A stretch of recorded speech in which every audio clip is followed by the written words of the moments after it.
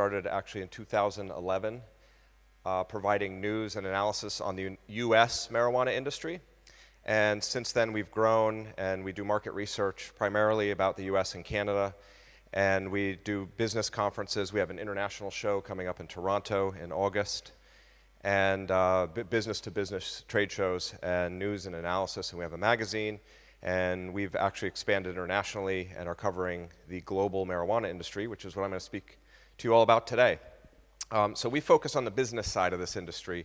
And that's where my sole focus is today, is to give you an idea of what the global marijuana marketplace, cannabis marketplace is, where it is today and where it's going. So let's start with an overview. I want to kind of paint a picture of where the industry's at today. There's been massive change globally in terms of cannabis legalization and business in just the past year to 2 years. Over the course of 2017 and into this year, we've really seen the dominoes starting to fall globally. And by that, I mean that a rapidly increasing number of countries are legalizing medical marijuana or relaxing their laws. They're setting up industries with business opportunities. As I mentioned, primarily around medical marijuana. Here's just a couple of the nations, a handful that we've seen take this step in the last year and a half. It's all over the world, with the exception pretty much of Asia, where it's still kind of coming along. You'll see Thailand up there made some moves, but all of these countries, as I mentioned, have either legalized medical marijuana or moved in that direction significantly recently, or they set up industries where you have, government-sanctioned cultivation and distribution of marijuana. So along these lines, as this has played out, we've seen a rapid increase in the last year of exports of cannabis from certain countries. We've seen an increasing number of partnerships between companies in different countries. Now you're starting to see mergers and acquisitions happen. And then international conferences, such as this one, the one we're running in Toronto, and others. I think ICBC has one coming up. The bottom line is that the global cannabis industry is developing, and in the next 5 or 10 years, it's going to change dramatically and become like any other industry, and that's going to create tremendous business opportunities across the globe. One of the key things I want to point out is that you have 2 countries that have moved forward to legalize adult use, or as we call it in the US, recreational marijuana. This is basically legalization to use marijuana over a certain age, 21 or potentially 18, for whatever reason you want, not just medical. Canada is going to become the first G7 nation to do this at the federal level, starting in June or July. The current Prime Minister actually ran on this platform in his campaign. He said he was going to legalize marijuana. That's how quickly things have changed in this world, is that you can be a politician, and when you're campaigning for Prime Minister or President or whatever, you say, I'm going to legalize marijuana. And you get elected. Uruguay last summer launched its recreational or adult use marijuana industry.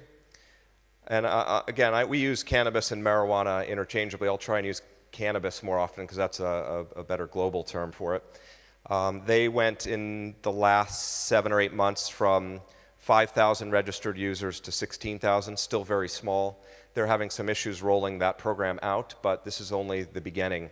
So pay attention to Canada and Uruguay, because how they handle the legalization of adult use cannabis will affect this trend line in the coming years. If they handle it well and prove that it can be done and there aren't a lot of negative impacts, you're going to see this spread around the world, just like medical marijuana legalization. A big part of the global cannabis industry is tied to hemp and CBD. Most of you in here probably know what CBD is, but in case you don't, it's basically part of the plant that doesn't get you high but can provide pain relief. You probably saw a lot of the exhibitors out in the hall here are focused on CBD and or hemp. CBD can be derived from hemp itself or the more potent marijuana plant, but that is kind of fueling the global industry right now. You've also seen a significant increase in research and science around cannabis, with kind of Israel one of the countries that's leading the way in that. And this is very important, the research and science side, to spreading the medical marijuana legalization movement further.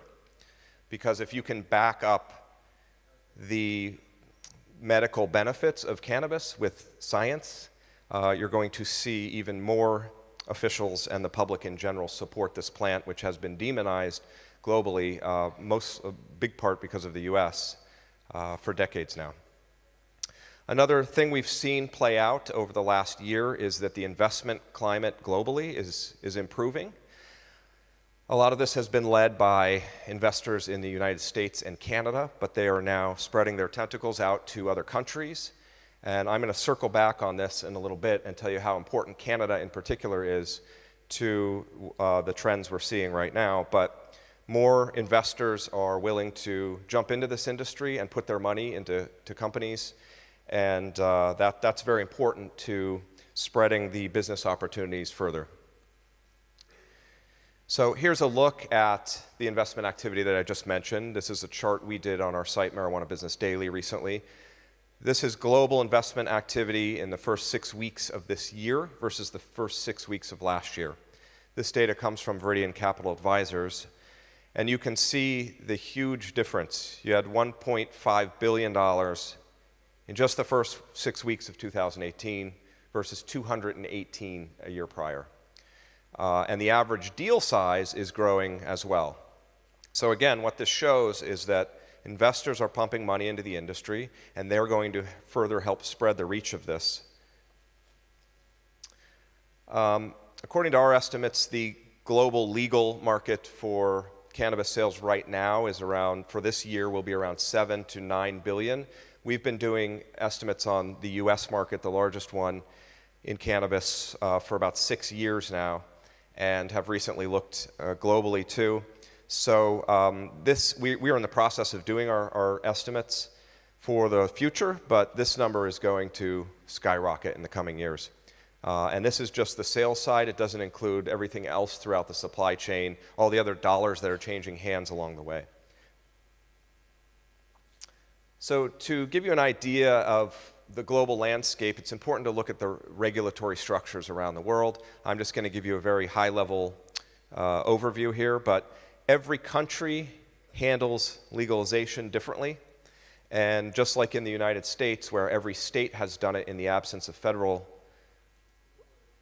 legalization, you have a bunch of states that have kind of crafted their own structure. So there's no global standard for this. Every country is kind of feeling its way along and figuring out what works and what doesn't. You have, in various countries, you have different cultivation structures.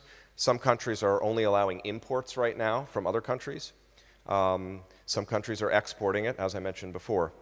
Some countries have a mix of importing and cultivating their own through licensed facilities. Vertical integration is a term you'll hear a lot. This is common in certain areas of the US where the businesses are required to do everything. They're required to grow it, process it into oils for infused products and vaporizer devices, and then they're also the ones who sell it. That's currently how it is in Canada as well in the medical marijuana market. You also have different structures. In some countries, private businesses can get involved. In other countries, the government oversees huge aspects of the industry. In Italy, the military grows medical cannabis.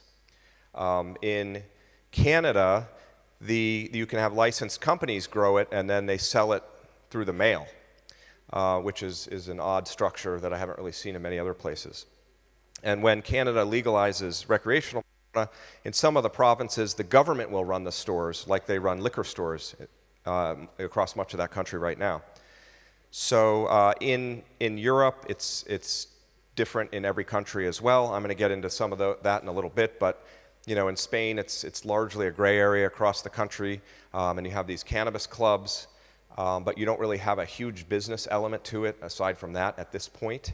You have seed companies, of course, and companies that sell hydroponics for home growers and other others involved in the industry, but that is completely different than a lot of other countries. In terms of distribution, as I mentioned, in some areas there's dispensaries. They can be private, owned by companies. In others, it has to be pharmacies. I mentioned mail order in Canada. In some countries, you can grow it at home, and some you can't. All of this affects the business climate and the opportunities. So again, in some countries or states in the United States, the businesses involved have to be nonprofits. Others, they can make money. And a lot of them, you have to get a license from a particular government body. And then in some, though, you don't need a license right now. And then the forms of marijuana that can be consumed and produced are different in every country. Some allow the flower, the bud. Others only allow infused products or concentrates. And then you have some countries that kind of oversee the pricing of it, and they fix the prices, or others it's more of a free market. So as you're looking at potential business opportunities across the world, just realize you have to do your due diligence in every country, and sometimes in the specific city or region of that country, because there are a lot of local laws at play too. So just because you know the climate in one country does not mean that you're going to understand how it works somewhere else. So let's take a quick look at Europe in general. As I mentioned, each country is kind of paving its own way forward with regulations and business opportunities. Right now, Europe differs from the United States and Canada because there aren't as many business opportunities. They are emerging, but the structure of the way the industries are being set up here is that they're being very careful. The governments are restricting these programs. As I mentioned, there's a lot of government-run or government involvement in the industries, and it's still evolving. In Spain, as I mentioned, a lot of you are familiar with the climate here. It's kind of, they've loosened laws on marijuana and decriminalized it in this region. You can sell seeds, and consumption and cultivation in private is legal. And that word private is key. That's kind of led to these social clubs across the country, these consumption lounges, where they're kind of private and members can get together. It's kind of pseudo businesses. Catalonia legalized last year, and as part of that, they do allow cannabis clubs here. There's an estimated 800 in Spain, with a big chunk of them here in the Barcelona area, and they currently have about 200,000 members. They must be nonprofits. As I mentioned, different business structures are allowed in different places across the world, and there's a 15-day waiting period to try and prevent tourists, this becoming like in Amsterdam, where tourists are just coming for that reason. And they can't sell alcohol or infused products. So this is a snapshot of how this differs, and as we walk through some of these examples, you'll see how different the characteristics are in each country. But you have foreign companies now getting involved here. MJ Freeway is a US-based software company that works with retailers in that country, and they're working with a lot of the cannabis clubs here. You have Nuvera and Afria, which are, Afria is a Canadian company. You recently had a deal with Canopy, which is one of the largest marijuana companies in the world, if not the largest in Canada, and they struck a deal with a local company to supply seeds here. And the company here can now export and import medical marijuana. So Spain is becoming a player in the global marijuana industry, but it's going to need to loosen its laws further before it becomes a major player. In Europe in general, keep an eye on Germany. There's a lot of excitement about this market. Medical marijuana is available in pharmacies there, and right now it's only in a couple, but eventually observers expect it to be in most of the 20,000 pharmacies in Germany. And with 70 million people in that country that can theoretically get reimbursed through their insurance program for using medical marijuana, it's going to be a big market. Now, of course, only a fraction of those people will, but it's still a big market nonetheless, and it's covered by insurance. Again, shows you where this trend is going. Last year, the number of patients who applied for reimbursement jumped from 500 to 13,000. Still small in the grand scheme of things, but it's going in the right direction. Germany is importing its medical marijuana now, but they're going to license cultivators. That's a business opportunity for people that can get involved there. although they're going to rely on imports for a while. Looks like this is getting cut off a little, but this is Israel. They've made great strides in the areas of research and science. It's federally legal. Medical marijuana is federally legal in Israel, so a lot of the universities are studying it. They are preparing for exports, which will be a huge deal for that country, and companies are investing tens of millions of dollars to prepare their facilities to export cannabis around the world. And it's now an official farming sector of the country. And they're expanding their internal medical marijuana program and opening up more opportunities for companies to grow and sell medical marijuana. And then you have Latin America in general is quickly becoming a key player in the industry. Various countries there, I mentioned Uruguay has legalized recreational or adult use marijuana. They're attracting, other countries there are attracting international attention. A lot of companies in Canada are setting up operations down there or investing in the companies down there. And one of the examples here, as I mentioned, is Uruguay. Here's kind of the adult use industry, which in 10 to 15 years is going to be in many other countries around the world, hopefully including in this region. They allow home growing. There's 8,000 registered to grow at home right now. This is a very early stage program. They have cannabis clubs, somewhat like the ones here. There are only 78, but that number will grow. And I mentioned the pharmacies, only 12 sell them right now out of 1,000. So the program is growing slowly. They've had other challenges tied to supply and banking because the U.S. some of the U.S. banks expressed concern over this program, so the banks down there kind of got wary and are not necessarily working with some of the companies down there, which is a big problem in the U.S. that I'll touch on in a minute. You can also cultivate hemp there as well, and they're going to open actual dispensaries instead of just pharmacies in 2018. So if they can move forward successfully with this program, again, that's going to fuel legalization efforts elsewhere. You have Colombia, which has a framework for medical marijuana that kind of encourages the business side, which is great to see, because that's really what's going to take this to the next level. You want to make sure it's not too capitalistic and it just becomes about money, which is another unfortunate trend that we're seeing on the medical side. But it's also what's needed in some cases to get this more palatable among the global public and lawmakers and officials in various states. You have only a dozen companies licensed, roughly, but there's a lot of hope that Colombia will become a big hub for medical marijuana. They have trained agricultural workers, a huge workforce from their flower industry that could theoretically transfer into this one pretty easily. And then you have Mexico's moving forward with legalizing certain forms of medical marijuana, and they're working out the details, but I think everyone knows the drug problems that country's had, and this is a move they're taking to hopefully reduce the power of the cartels. But what that means is that if they can effectively set up an industry, that's going to be another major one that will serve as a case study for other countries that can say, hey, if we legalize, this is the impact on everything else, including the black market for not only marijuana but other drugs. I'm going to shift to Canada now. Canada's a very fascinating study right now because, as I mentioned, they're legalizing recreational marijuana at the federal level. Medical marijuana has been legal at the federal level for a while in Canada.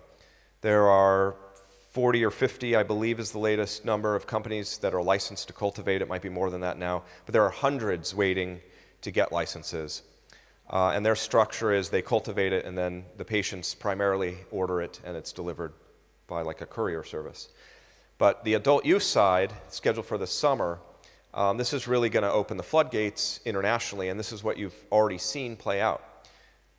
All those investment activity I mentioned earlier and the huge increase we've seen, a lot of that is because of Canadian companies. They have medical marijuana companies in Canada that list on their major stock exchanges, like the Toronto Stock Exchange. And these companies are raising significant amounts of money, and Canada really right now is the global leader in marijuana. And you're seeing other countries, as I mentioned, Colombia, they're realizing the possibilities of this industry.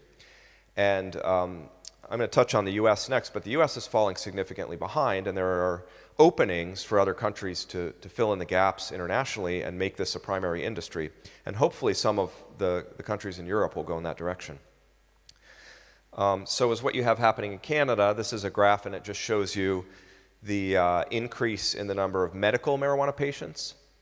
As I mentioned, in some of these other countries like Germany, there were only 13,000 or 15,000. But you can see the trend line, and this plays out in country after country. As these programs develop, the patients start coming in droves, because this plant has been demonized for so long, even from a medical perspective, that there's a lot of stigma attached to it and hesitancy at first. But once these countries legalize and people get used to it, they say, hey, this actually does help people. I've been fascinated since we've been doing this. I came in kind of skeptical when we started our company, but we wanted to provide information to the industry. And I've seen countless people, most of them over 70, who are helped by this. It's not, some people think it's 25-year-olds with back pain getting marijuana. But as what we've found on the medical side is the average age in the US is in the 40s and 50s, and there's a lot of seniors who are using it. So medical is often a good step to get people used to cannabis in general. And you can see the rapid growth here in just the past 2 or 3 years. Now you have 200,000 registered patients in Canada, up from 12,000 in 2014.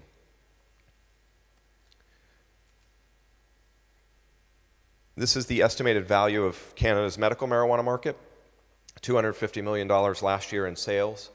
That number is going to increase, but it's going to be usurped pretty soon by the adult use market. I'll draw some comparisons to the two in a minute when we talk about the US. And as I mentioned, Canada becoming a global leader, these are exports. Cannabis oil is in blue, and dried cannabis, the flower, is in orange. And you can see, we don't have updated numbers before this presentation from Canada. Some of my reporters were looking into it, but Health Canada did not release them yet. But this shows you that 2017 was just through July 20th. So it had already matched the previous year, the amount of exports. So last year they likely doubled, both in flower and in the cannabis oil. So all those exports are going to other countries around the world.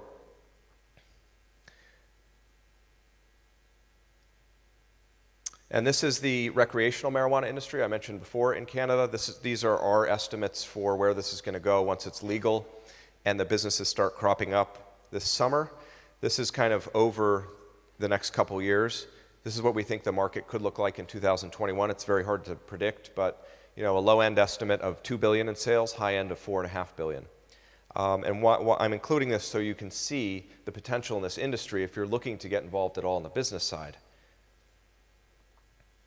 Now I want to paint the picture of what's going on in the United States. Again, some of this appears to be cut off, but in the US you have 30 states that have legalized medical marijuana. You have 8 that have legalized adult use. It's federally illegal, so all of these states are operating, all these industries are operating in violation of federal law. But much like you've seen in Spain, where you have different areas kind of chart their own course, that's what's happening in the US. One of the things, so the dark colored states are the ones that have legalized recreational and medical. The light colored ones have legalized just medical. But you can see this map is filling in. 5-6 years ago, this map was mostly white. And we've seen these more states legalize over time. Every year you see at least 1 or 2 states, and as what happened just 2 years ago, we saw 8 legalize in our elections. So, the US having the influence it does globally, I think this is also causing other countries to pay attention. And as I mentioned, the US is falling behind because our own federal government doesn't recognize this. It doesn't even recognize it as having any medical effects, and it currently ranks marijuana up there with heroin in terms of the schedule of drug classification. So anyways, what you have is these states are going in their own direction. The US is the largest market, but it's not really a key international player now.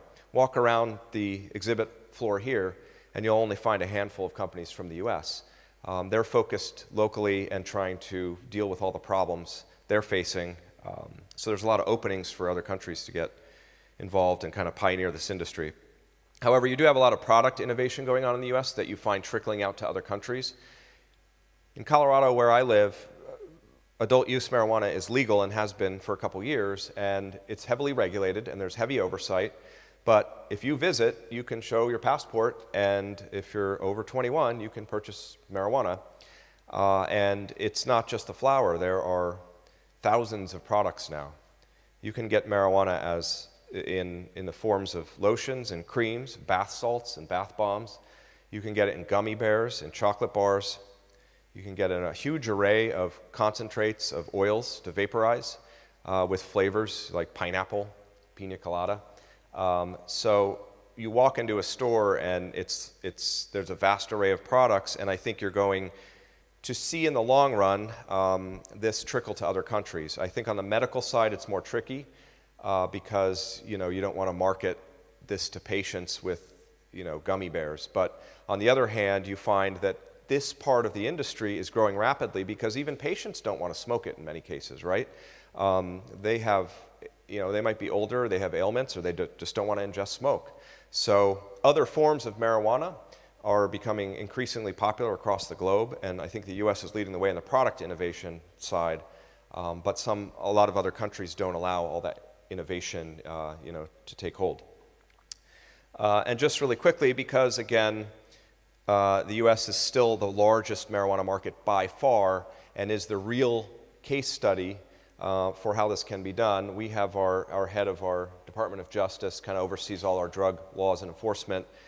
Jeff Sessions, he's very old school anti-marijuana guy who was put in this position by President Trump, and he basically tore up this guidance that came out under Obama that led to the US's marijuana industry, kind of paved the way for it, which said basically federal prosecutors shouldn't really consider this a priority, especially if it's well regulated. So without getting into many of the details, you have this fear that there's going to be a massive crackdown in the US, but because of its lack of participation in the international cannabis market, it likely would not have many impacts elsewhere.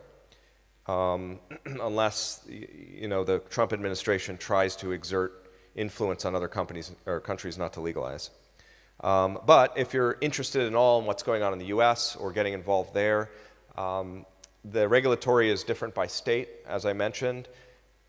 You have some states that severely limit it. There might only be 5 or 6 total cultivation licenses and a handful of, we call them the dispensaries. On the recreational side, it's more open and there's a lot more business opportunities. Some states allow outside investment. Some have residency requirements. So if you're interested in looking at any of that, again, do your due diligence by state and city. But to give you an idea, I mentioned where Canada's medical marijuana industry is right now with 250 million. The US's is much bigger. It's in the billions. These are some of the new markets. These are states that legalized recently, and these are our estimates for adult use marijuana sales in the next couple of years in each of them as they get moving. California was a big one. California alone, it launched its recreational marijuana industry in January. That state alone will more than double the existing entire US industry's revenues in the coming years. So that's going to be a major market for people, and you're seeing international companies and international interest. You have Nevada. I'm sure some of you have been to Las Vegas. They legalized recreational marijuana and started the industry last year, and sales blew expectations away. And so then you have some other states that legalize recreational marijuana, and here are some that legalize medical. And we're looking next year for maybe Michigan and New Jersey, which would be great markets. And how that's relevant to you, again, is because this would be a major market, this is a major country in the industry and will eventually have more influence internationally. These are our estimates from a year ago. We're working on new ones for the US market. You can see we thought it was about $6 billion last year, and it's going to double or triple going forward.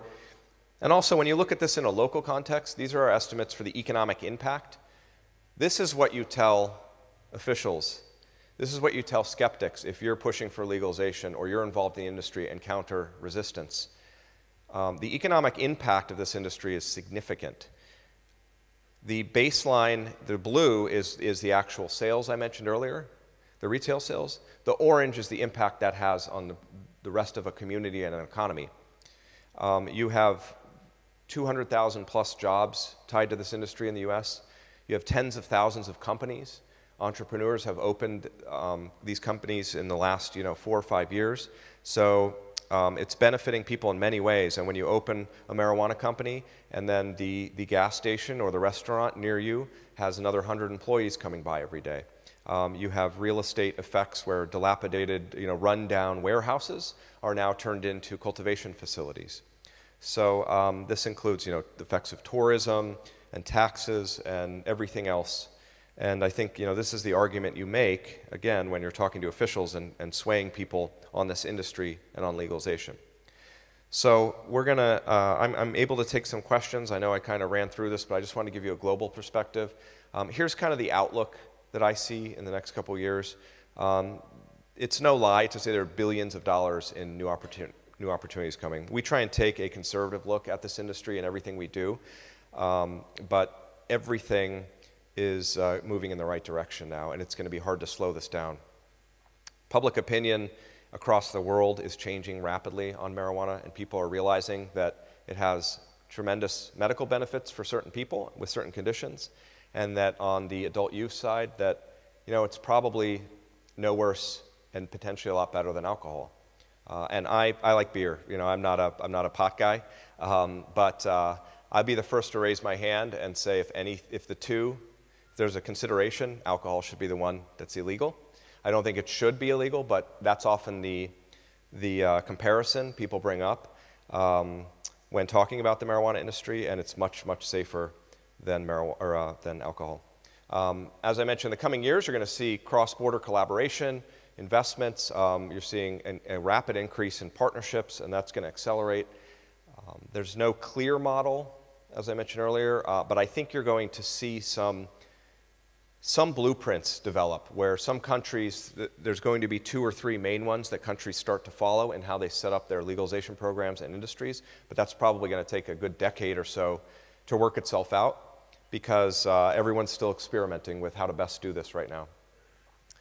I think that Canada is going to keep its grip on the international market for a while. They are way ahead of everyone, especially as they legalize recreational this summer.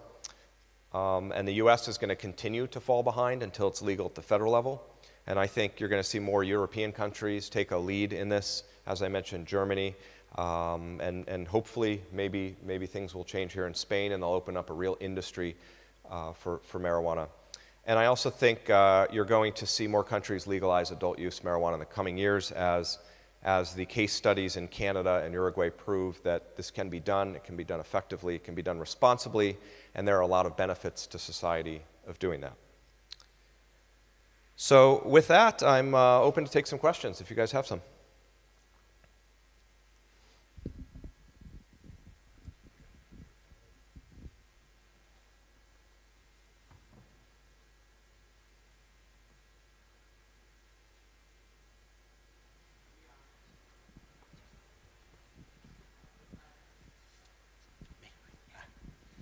Hi, Chris. Thanks very much for that. I've got a question about CBD. We cover e-cigarettes, and we're very interested, the industry is very interested in CBD. You mentioned that that's fueling the industry at the moment. I wondered if you could say a bit more about how you see CBD growing over the next few years and what part it plays in the bigger sector.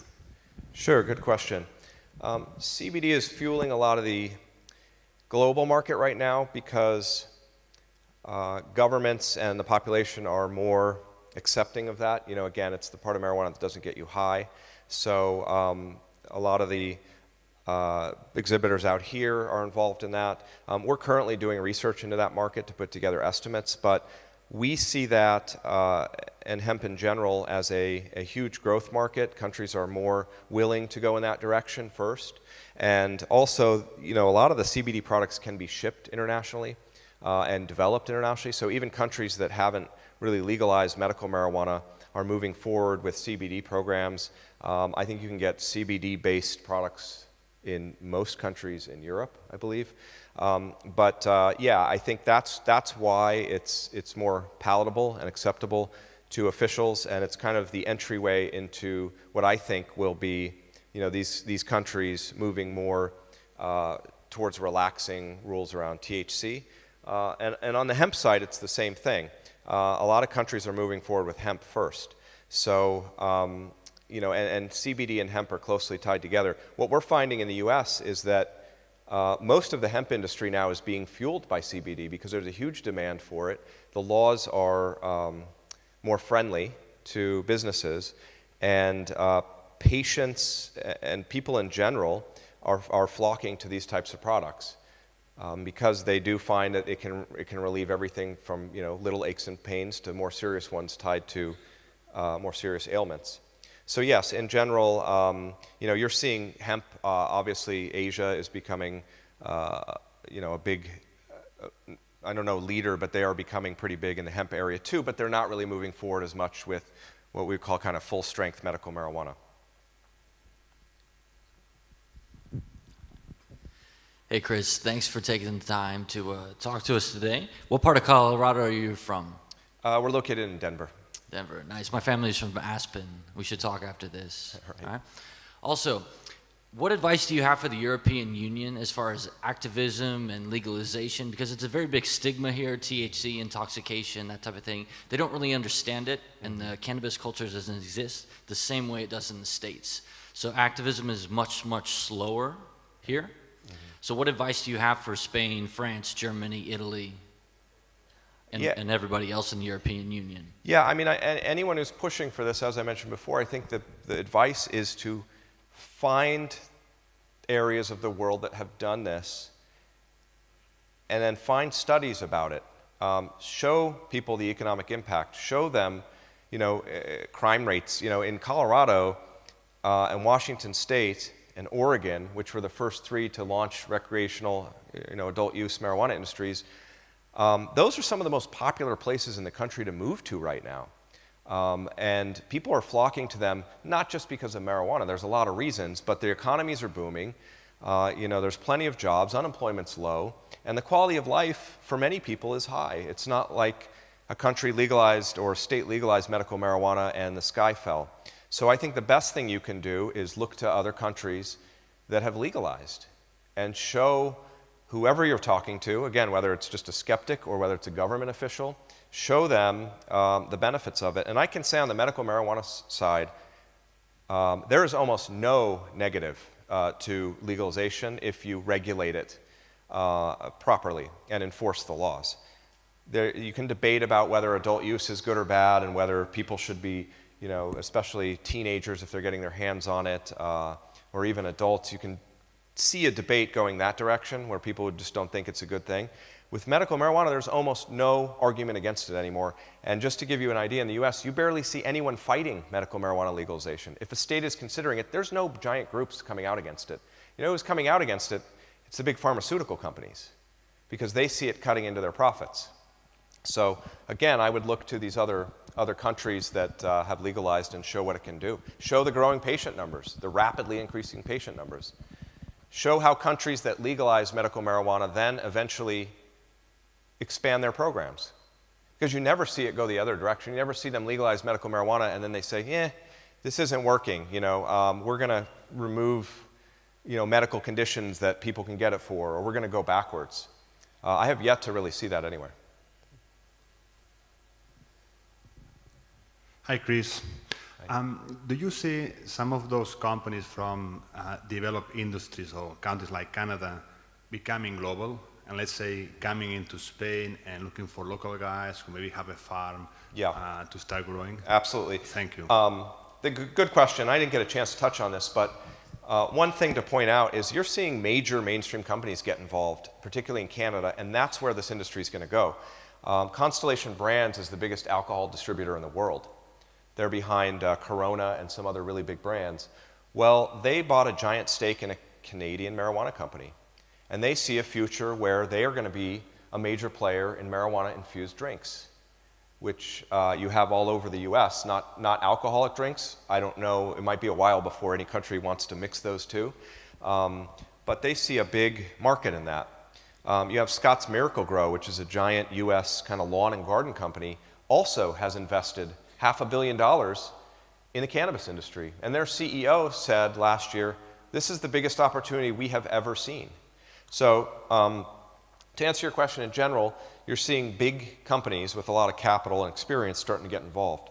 You just had another big tobacco company in the US make an investment in a Canadian marijuana company. That's going to be the trend line globally.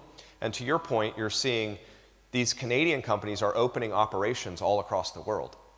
Not only are they exporting, they're partnering with locals, as you mentioned, and looking for locals to establish their foothold. They're opening production facilities because they have the experience and the know-how, and other countries want someone to come in that knows how to do this. So I think, again, right now with Spain, because of its kind of tight rules and gray areas, I don't see that happening without a bigger legal change. But you're already seeing that happen in other areas of Europe and the world. Good day. We are from Colombia and we are agriculturists. Which market do you think we could explore right now? The Canadian market or the European market for CBD and THC extract production? There's going to be a lot of focus right now in Canada because of where it's going. So that might be a harder market to crack, and because the companies there are pretty mature and pretty advanced. So you'd have to compete against them. They're not really looking for outside help because they think they know how to do it all. I would say Europe, for sure. Again, Germany is importing most or all of its medical marijuana, I believe, right now, and is going to start cultivating its own, but it's going to be a while. I don't know if they have all the deals they need in place, but a lot of the other European countries are importing now as well, and you're seeing the Canadian companies take a big interest, and as I mentioned earlier, Israel is paving the way for exports too, and a big reason of that is Europe. Europe has a chance to become a massive cannabis market if those dominoes I mentioned earlier keep falling in this region of the world. I think it's going to happen quicker than some people think. I know there's still resistance here, and someone had mentioned that we don't have the cannabis culture out here in general that you do in the US, or the friendliness to it.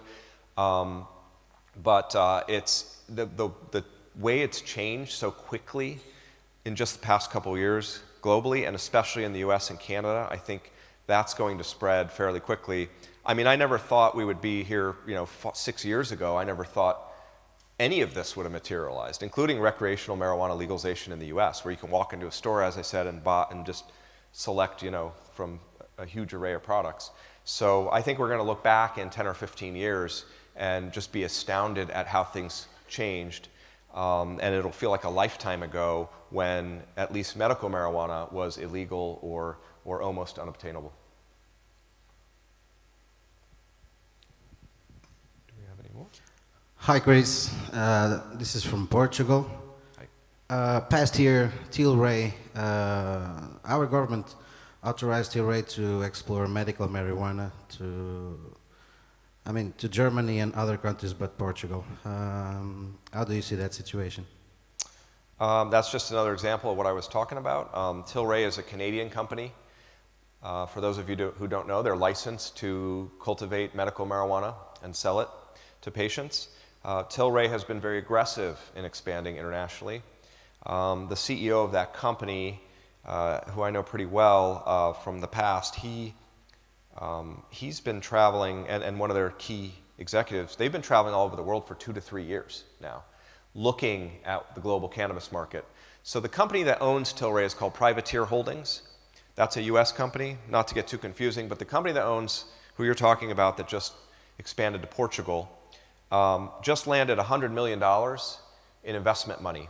Privateer is a private equity fund, which means they invest in the industry. They landed $100 million, the largest private equity fund ever focused on cannabis. And their CEO, Brendan Kennedy, told us that most of that's going to be deployed internationally. Again, this is a company with significant roots in the US and Canada, very big markets, a lot of hype around Canada. They're going to deploy their money elsewhere.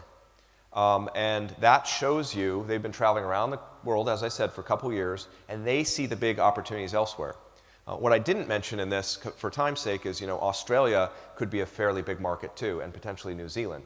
So it's really spreading everywhere. I think for Portugal, That's a perfect example of what we're seeing, where companies like Tilray are signing deals to export into those countries and also set up operations.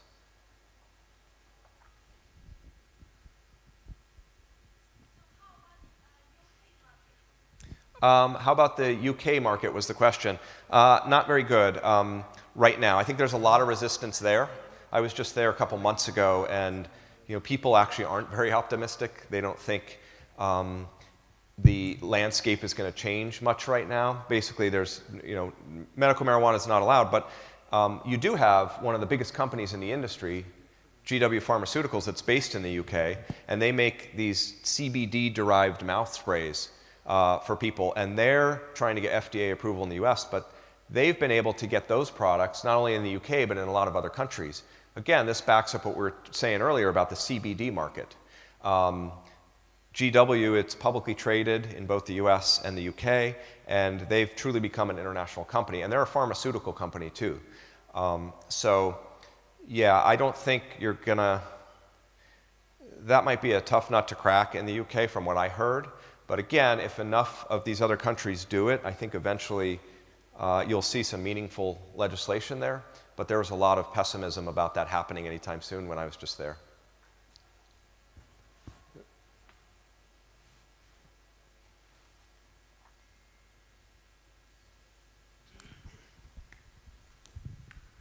Yeah, hi. Just wanted to talk about that, about the UK, because it was quite a surprise to a lot of people in Britain that we only found out about 6 days ago that we're the biggest exporter of medical cannabis. That's just been revealed, bigger than Canada. What would have you heard about that? Would you like to comment on that? Because it's interesting that that country, as we're surprised by it, because you're saying it's so negative, there it is, and yet we suddenly find that we have this company and that we have this stat as being the biggest exporter. Yeah, I didn't see that because I was traveling, but are you talking about of the CBD? They're saying that? Medical marijuana, the biggest exporter, bigger than Canada at the moment. I'm not sure what report that is, but in terms of using it in the UK, that's what I was referring to. I'm not sure. I hadn't seen this export stat at all. Yeah, it came out on the 6th of March on Sky News. So, yeah, one to look at. I'm assuming that's the CBD products, which some people really classify as medical marijuana and some don't. It's kind of a squishy term, but I'm assuming it's like GW Pharmaceuticals exporting its spray and products. So again, though, it's for legalization in the UK to be able to use kind of full-strength medical marijuana there, that's where I was hearing the kind of pessimism. But yeah, GW in general has expanded rapidly and is exporting all over. Thank you very much.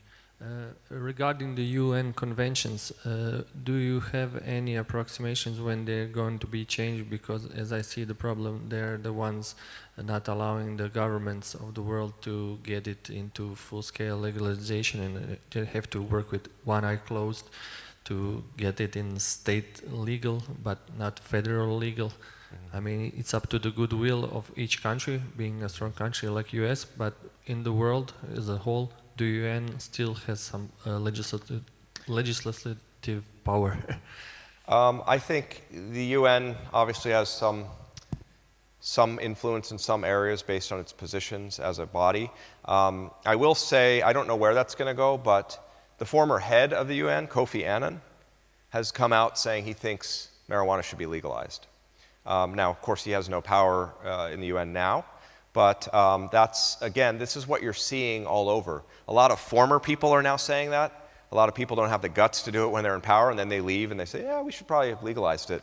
But I think that because you had a former head of the UN even saying that, it just shows you where this is all going to go one day. I think getting that type of organization, getting everyone on board, it's going to be a while. But nothing surprises me in this industry anymore. You never know where it's going to go, and things keep changing faster than I would expect.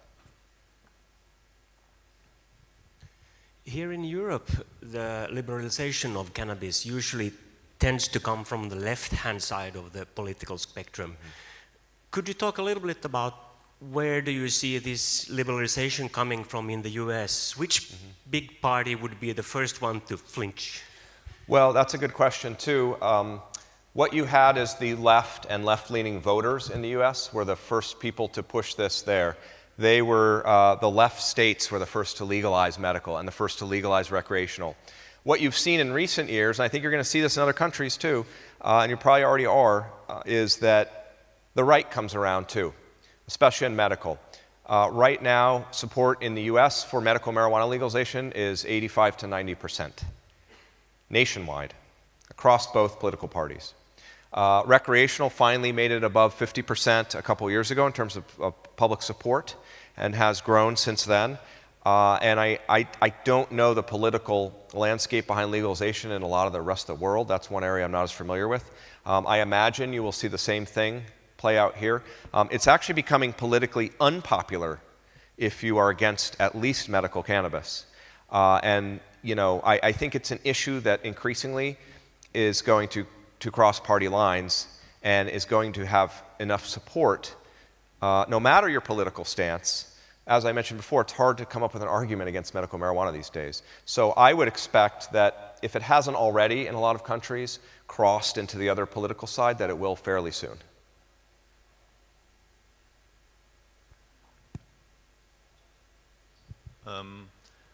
I wanted to give a short note about the situation with Germany, that it's an interesting country for import, but at the moment what we have as a legalization option for companies, it's a non-profit at the moment, what they offer. And the real question is now in Canada, they started refitting large cucumber. I think the last greenhouse was a 13-hectare bell pepper greenhouse.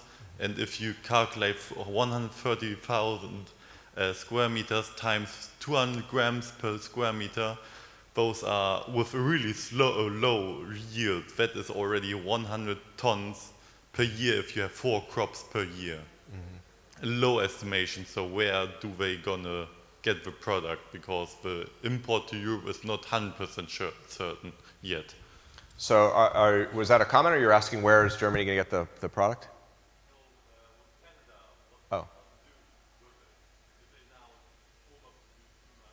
Yeah, I mean, there's going to be a huge domestic demand in Canada. So right now they're afraid that supply is not going to be enough for not only where they're exporting, but for internally as well. So, but to your point, they might overproduce. And what will happen is prices will go down probably in the domestic market there. But this is all new. So figuring out supply metrics and benchmarks is really difficult, and there's probably going to be some failures along the way. It looks like we're going to wrap up. The last thing I'd like to just say is, if you're thinking about getting involved in the industry, just realize that you can get involved in a million different ways.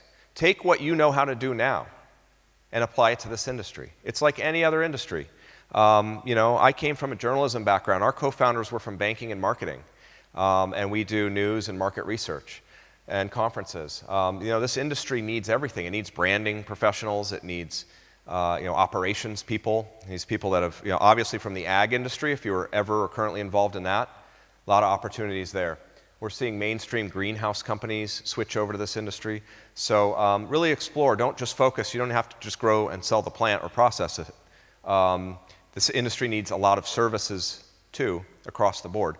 And some of these big companies expanding into your countries may very well need people on the ground floor, as was someone mentioned before. So with that, thank you very much. I appreciate all your time.